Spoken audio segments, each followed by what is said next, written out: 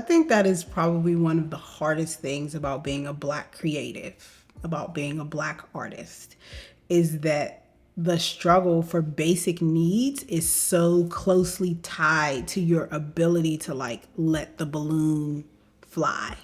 Because if you can't meet the basic need, you become focused on the physical resources. And without the physical resources being met, especially for women in particular, I would say, because women, our security and consistency and those things are so closely tied to how we can even think about maneuvering in the world. When you're focused on survival, it's hard to dream.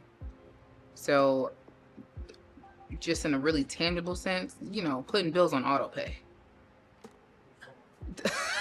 That's a dream. Like, that feels like a win. When you can put those bills on auto pay and you're not concerned about which bill you get to pay at any given time, that feels good. You know what I mean? And then it gives you room to be able to think about other things. When you're not micromanaging your finances and the survival that you have to do, and don't have kids and have to think about their survival and their maintenance, I think you then get the room to think about other things, like what is actually making you happy at any given moment.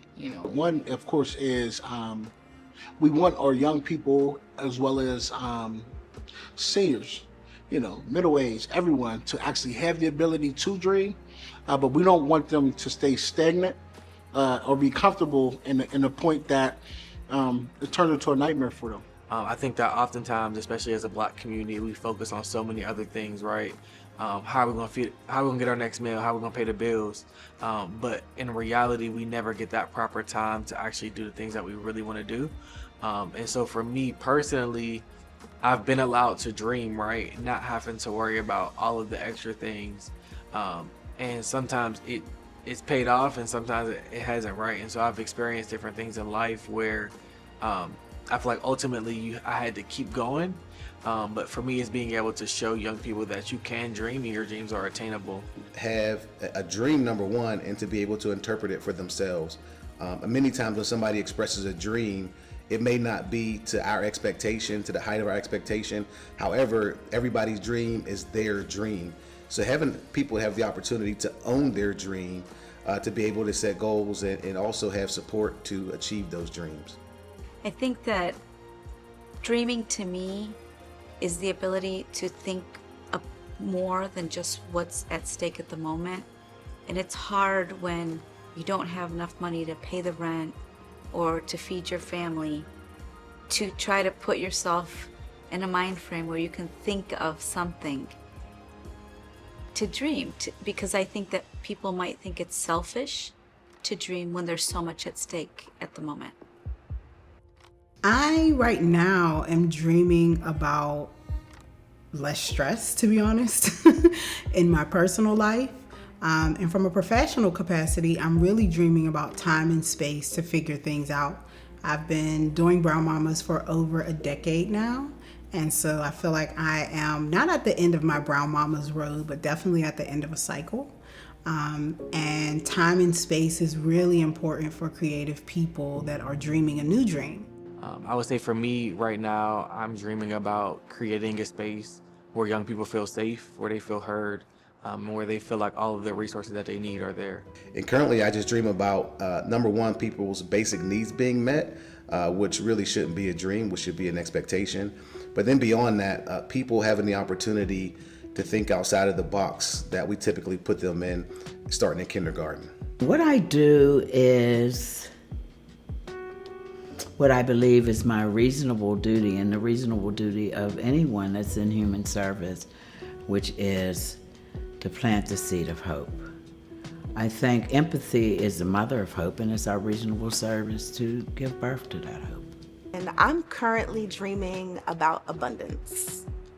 I've been thinking about so much of what I do at work is about resources, distributing financial resources into communities that historically have not had access. And it often feels like it's just never enough.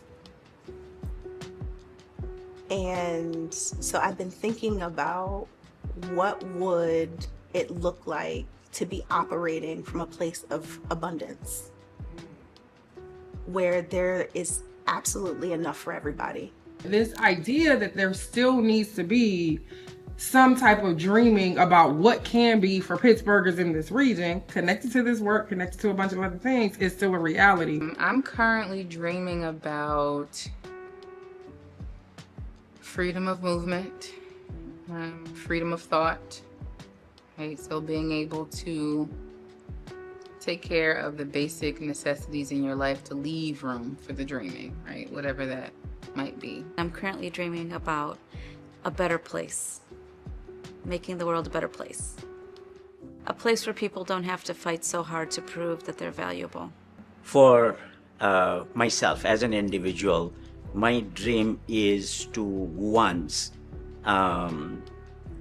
be in Bhutan, the country that I left around 33 years ago when I was forced to leave.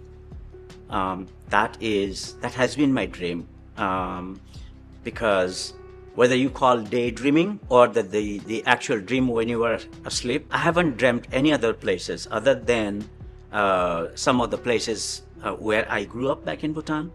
And the dreams in the night, they keep haunting me and asking me to go there once. I am currently dreaming about our youth. I want the youth to have a fulfilled future. I want to be able to lay the foundation for the youth to continue to walk through and to continue to build through that.